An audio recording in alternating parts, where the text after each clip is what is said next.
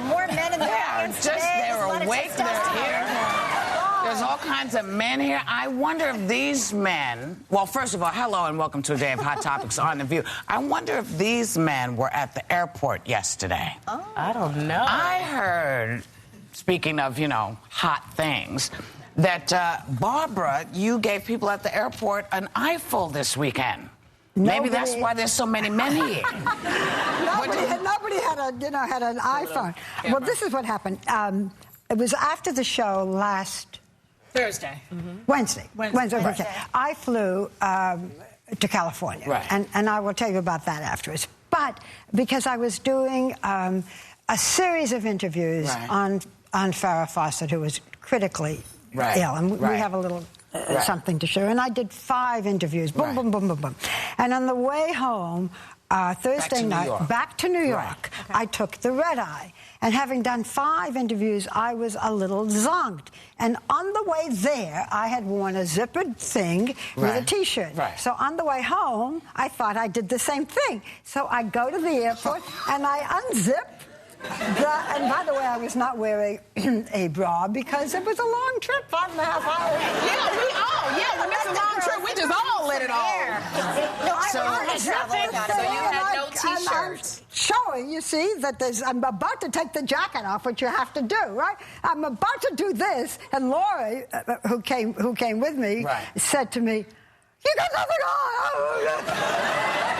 Oh my God. But the worst thing is. Wait, how far down did you zip? Well, like about to here. I mean, you can see. You can see. See, if I had done that, I would have tripped over them. But I don't know what happened to you. Nobody cares. At the airport, you always see paparazzi at the airport. Where was the paparazzi when we needed that? They don't go to the red eye. They take you, early on. The red eye leaves at 11 o'clock. I have a very funny idea that it's a really good thing nobody had a camera. I was so I'm just saying, lucky. And if the guy is there, if the man is still at the airport, if he is still working and he saw anything, put your eyes out. Well, because we don't want you sharing that. Well, she told it to the world. I just did. Didn't you feel a breeze? That's what I'm saying, But you see, if they'd said to me, "Aren't you on The View?" I would have said, "Yes, I'm Whoopi Goldberg," and that would have been it. Yes. I didn't know that you could fly they would have with known you weren't me because I, like Joy, would throw them behind me. But that's something new. I didn't know you could fly with no bra. Why not? Why are they going to check? It is the only way to fly. You get all restricted. I always end up on Who says you have to wear a bra? Get off that plane. I happen to wear a bra. You have to wear a bra. You have to wear a bra. Oh, my God. What are you talking? That's like bowling.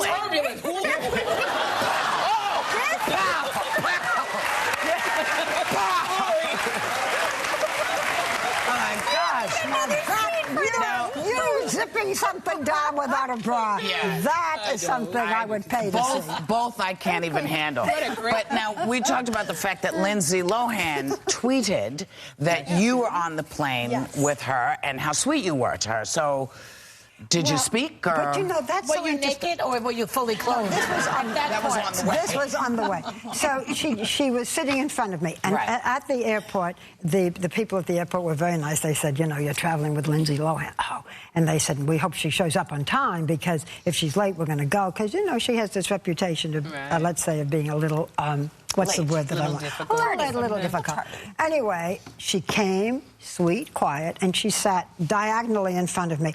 Well, even I've met her, I've known her, she's been on this program, but you don't know whether to say hello. Maybe I'm bothering her. Maybe people felt that way about us. I don't know. So finally I did. I tapped her and said, "Hi, me, Barbara." But I wasn't going to say anything about it. And then at the end of it, I asked her, I said how nice to see her. And I asked her if she would come on, be a panel member maybe for a couple of days when you were off in the fall, when you leave us for maternity leave. I thought that would be sort of fun. She said she would like that and so forth. So I hope she does. So I was keeping this very secret because of her privacy. But she evidently tweeted. I heard you all say that you guys were like... So then I tweeted back. Yes. You're like tweethearts right now. You tweet about each other. I love it. But then she sent me a sort of summary of a television show that she wants to do and asked for my input. And I was very touched that she wanted to. By the way, at one point I said to her on the plane, you've had such a difficult time, so forth. And suddenly I felt as if she were my child. Her little face crumpled.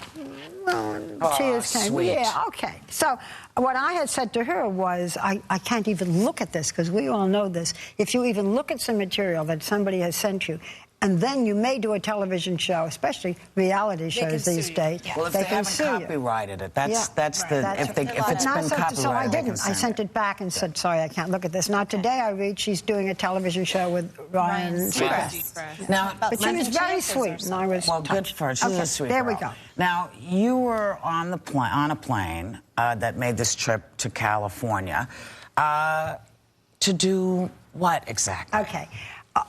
There had been a television show a few weeks back that talked about Farrah's illness in great detail. We wanted to do a program called Farrah's Life, Loves, and Legacy, in part because I've done so many interviews with Farrah, and I have wonderful material on her and Ryan O'Neal and Charlie's Angels and so on. So I went out there to do a series of interviews with people very close to her. The producer of Charlie's Angels, Leonard Goldberg, Jose Bear, who did her hair, the big gorgeous hair, and also shaved her head, her doctor, and so and the love of her life, Ryan O'Neal, whom she went with for 25 years. They had a son together. They broke up. She never wanted to marry him.